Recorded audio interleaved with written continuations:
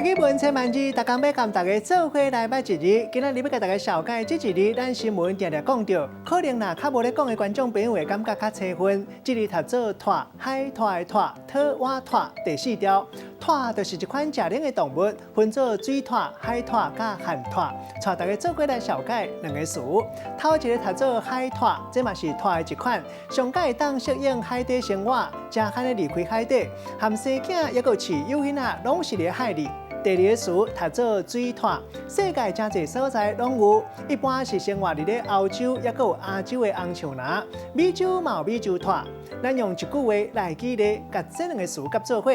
譬如讲，囡仔去动物园，上爱看拖，会当看到水拖，也有海拖，互人看甲目睭无转轮。